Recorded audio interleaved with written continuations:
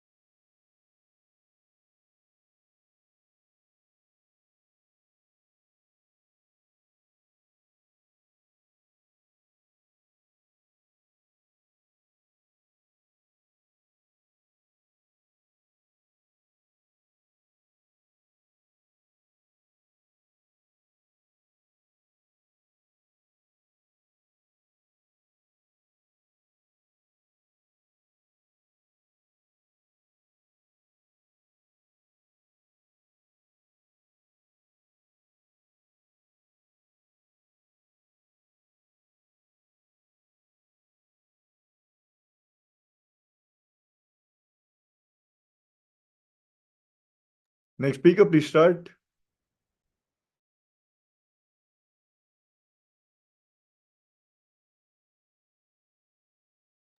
I would like to start in the reverse countdown of three, two, one.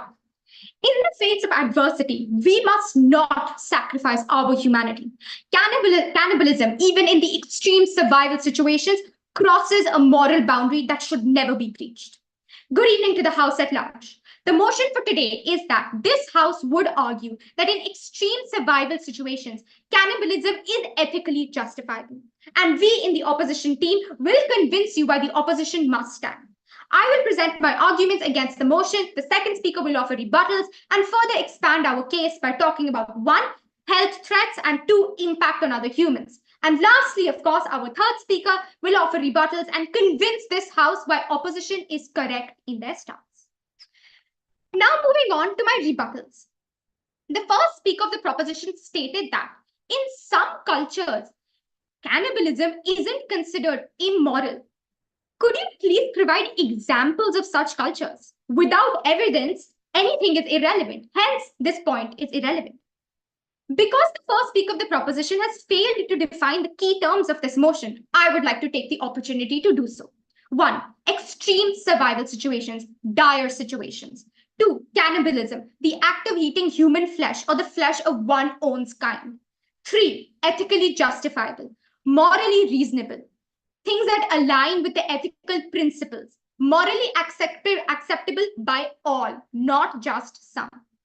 Now, moving on to my constructives. Number 1, eating humans, dead or alive, is never a solution.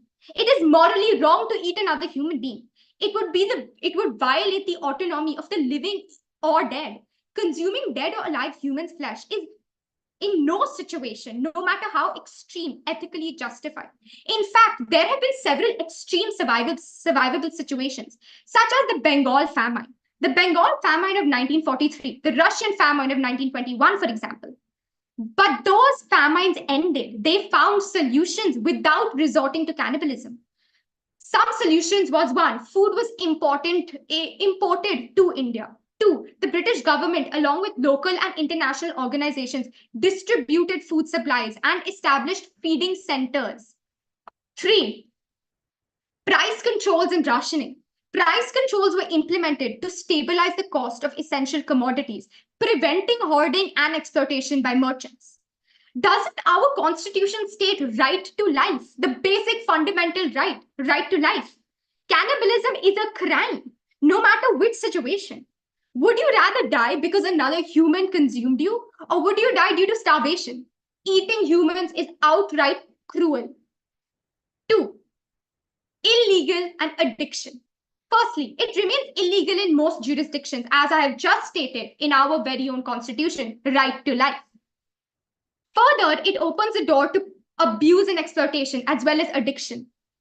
Addiction, the pleasure center of the brain becomes activated and large amounts of dopamine are released, similar to what happens when someone ingests a drug. This is what happens when one consumes cannibalism and human flesh. This leads to a cycle of cannibalism that cannot be stopped even through outside intervention. And now I would like to conclude my arguments. First, I talked about how cannibalism in no situation is ever a solution. And two, I spoke about how it is illegal and addictive. And here, I would like to rest my case. Thank you. Thank you. Thank you. Second speaker, team proposition, you have a minute to prepare.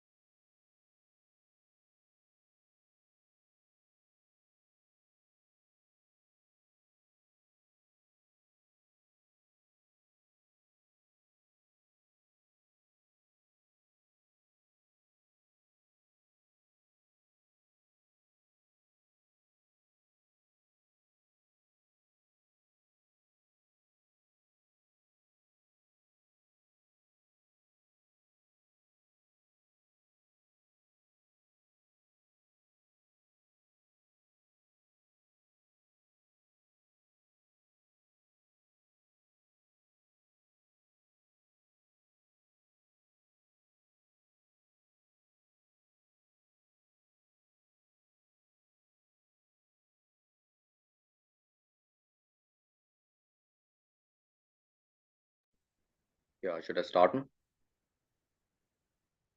now? Yes, you may. All right. As the second speaker of the team L011, I would like you all to imagine finding yourself stranded in a remote area far from any civilization with no food or means of rescue in any sight. It's a terrifying situation where your survival instincts kick in. And now, picture the survivors of the Andes flight disaster in 1972. After their plane crashed in the freezing mountains, they had no food and limited options to stay alive. They made the difficult decision to consume the flesh of those who died in the crash. It's a harrowing example, but it illustrates the extreme measures people take to survive. Consider also the Franklin expedition in the 19th century, where the sailors resorted to cannibalism after being stranded in the Arctic. Similarly, the pioneers of the Donner Party in the 1840s turned to cannibalism to survive harsh winter conditions in the Sierra Nevada mountains. These real life examples highlight the desperate measures people may resort to when faced the extreme circumstances. When faced with immense death from starvation or exposure, the instinct to survive becomes paramount. In such dire circumstances, individuals may be compelled to prioritize their survival above all else, even if it means restoring to actions that would be unthinkable in normal circumstances. In essence, it's a matter of choosing between life or death. Moreover, the principle of proportionality comes into the play when weighing the potential harm of an action against the benefits. In extreme survival situation, the harm caused by cannibalism may seem relatively small compared to the benefit of staying alive. It's akin to making a tough decision to endure a temporary hardship in order to ensure one's continued existence. While the act of cannibalism may seem morally foul in, in ordinary circumstances, in the face of immense death, the calculus of ethics shifts dramatically. Furthermore, let's acknowledge that cannibalism isn't always derived by evil intentions. In extreme situations, it can be a matter of survival rather than a choice. The survival of Andy's flight disaster didn't resort to the cannibalism out of malice. They did it to stay alive. It's a stark reminder that in desperate times, people may do what they never imagined to survive. Another aspects of Another aspect to consider is the psychological toll of extreme survival situations. When individuals pushed to the brink of starvation and despair, they, their judgments and moral reasoning may be profoundly affected. In such circumstances, the primal instinct for self preservation can override social norms and moral values. Additionally, it's important to consider that the potential long term consequences of cannibalism is extreme survival situations. Survivors may face significant psychological trauma and social stigma as a result of their actions. The survival of Andy's flight disaster, for example, struggled with feeling of guilt and shame for years after their ordeal. In some cases, the decision to resort cannibalism may have lasting repercussions that extend far beyond an immediate survival crisis. In conclusion, the ethical considerations surrounding cannibalism in extreme survival situations are multifaceted and complex. While cannibalism may seem unthinkable in ordinary circumstances, in the face of immense death and desperation, the calculus of ethics shifts dramatically. As we grapple with this challenging topic, let us remember the human instinct of survival and the difficult choices individual may face in extreme circumstances. Thank you. Thank you. Next speaker, you have 1 minute to prepare.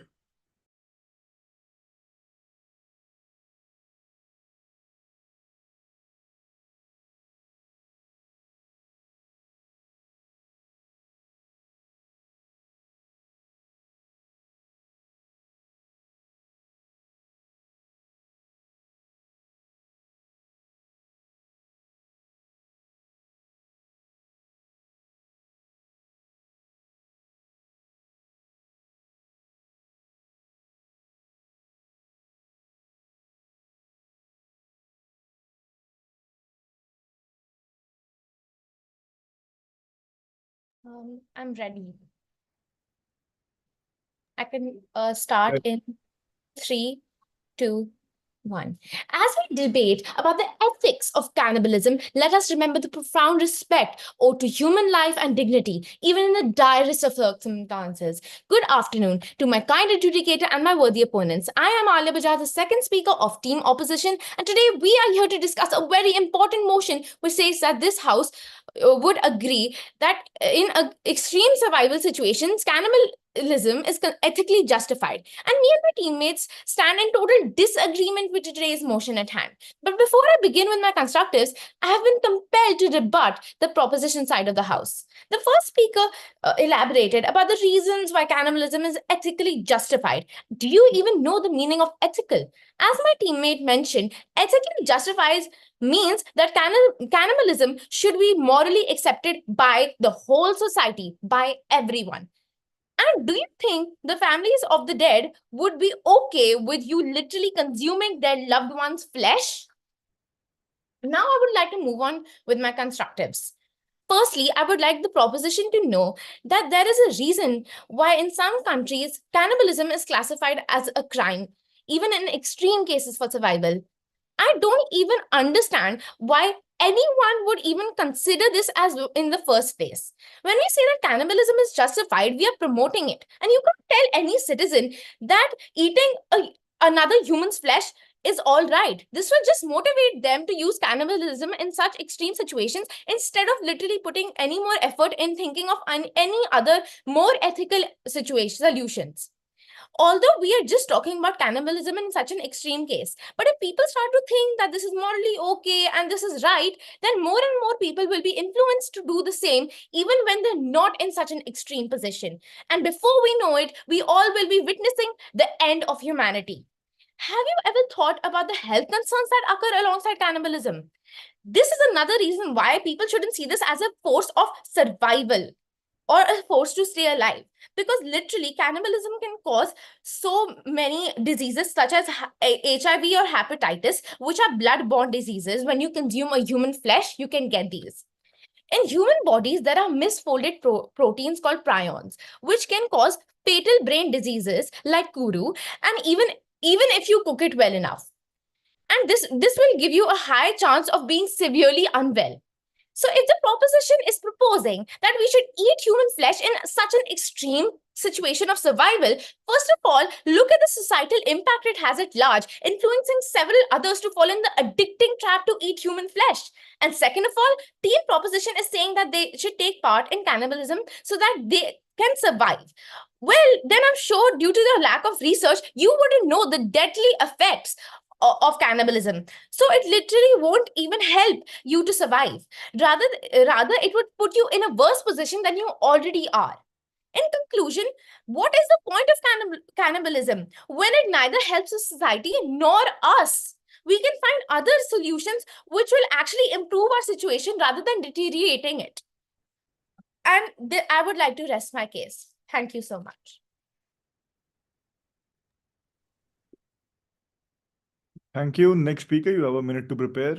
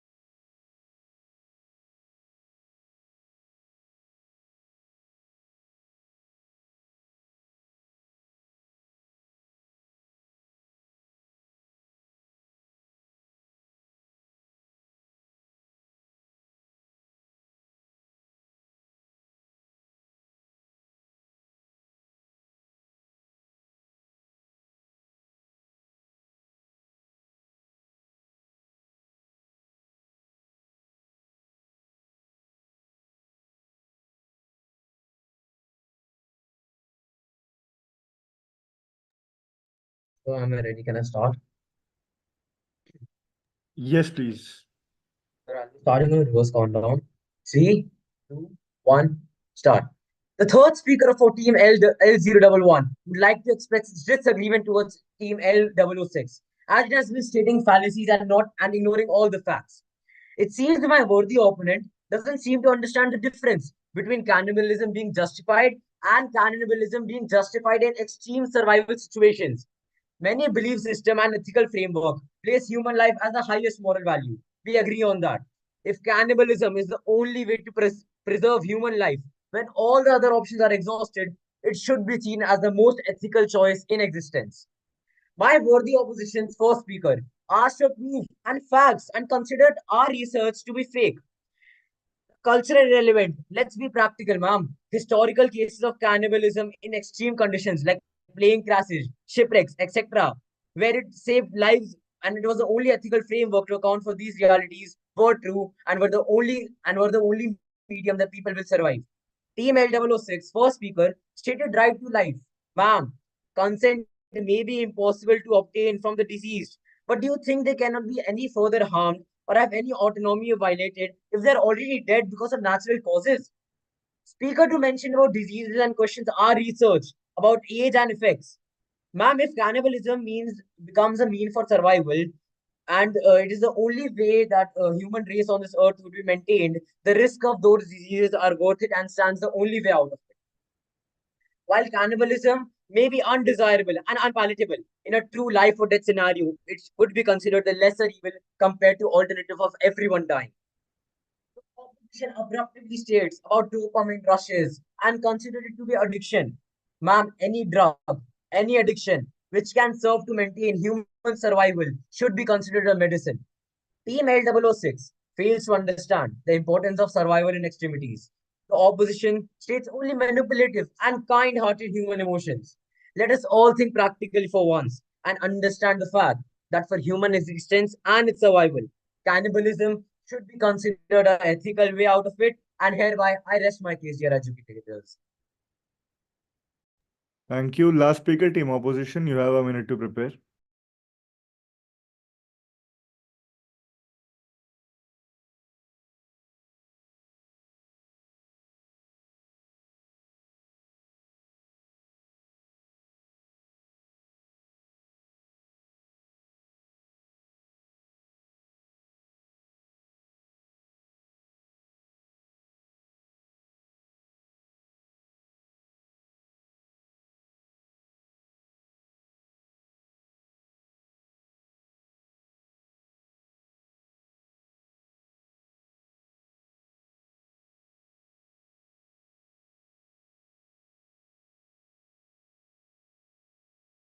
Last speaker, are you ready?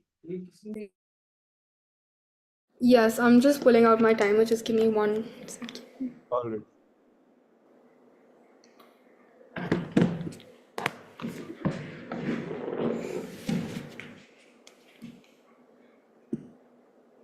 Okay.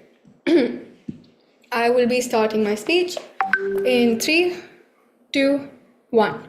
Greetings to the House at large. I, as the last speaker from side opposition, would like to conclude the arguments from our side of the House and rebut all my opponent's points. Firstly, my opponent has compelled me to offer a few, so I will be starting with those. The first speaker from their side of the House talked about how individuals may forget how to act morally and how individuals may forget about other individuals. However, does that mean that it's ethically justifiable? Let me remind you. Ethically justifiable means that the actions, decisions, or behaviors that align with ethical principles and are considered morally acceptable by all. Would this be morally acceptable to everyone? I don't think so. And that is why the argument of theirs does not stand any longer. They talked about religions and how it may be acceptable in some. But this motion is about being ethically justifiable. Nowhere does it mention religion, and thus that can only be used as an example and not a credible argument. So second of all, that argument of theirs does not stand either. Moving on to the second speaker, they gave us various examples of situations in the past. They talked about how people would want to prioritize their own survival and how it is understandable. However, Ask yourself, is this ethically justifiable? No, it is not. My teammates have already explained how it is not ethically justifiable at all and would not like to waste my time on the same. We also gave various other solutions that can be opted in extreme survival situations. People can be taught about these, and lots of people would opt for these rather than be ready to take away someone else's life without their consent. Clearly, the side proposition fails to understand the meaning of ethically justifiable in today's debate. Yes, no doubt about it. Individuals have to make choices in these circumstances. But does that mean cannibalism is ethically justifiable? So that argument does not hold any relevance in today's debate. The second speaker of the prop also stated that there are many psychological impacts. You talk about psychological impacts, so let me talk about them. Trauma, PTSD, shame, guilt, anxiety, self-loathing. There are just some psychological. There are so many psychological impacts of cannibalism. Lastly, the third speaker that we said that we have been ignoring all the facts and making random opinions while they have no evidence on their side of the house. We never said your research is fake. That is completely misunderstood and shows how much side proposition was actually not paying any attention to any of our speeches. They talk about various diseases of cannibalism and how they are much better off. You, my opponent, are ready to compromise on the human health of our population, but fail to understand that cannibalism is not ethically justifiable. Anyway, I will now like to conclude the arguments brought forward by my teammates in today's debate. Our side of the house talked about, firstly, health concerns and the influence of cannibalism on human population. Secondly, the addiction and the abuse to human population. And lastly, how there are other solutions present. Side proposition loses today's debate when they fail to understand the meaning of ethically justifiable, which I have mentioned before in my rebuttals. They lose today's debate when they think that it's perfectly justifiable to take another human's life just for personal gain or personal benefit. With that, I'd like to rest my case, but never my stance. Proud to oppose.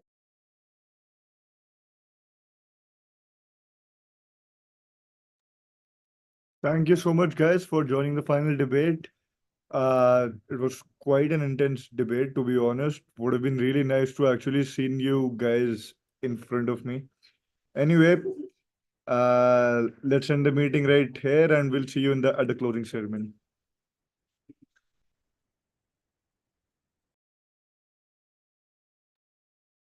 Thank you so much.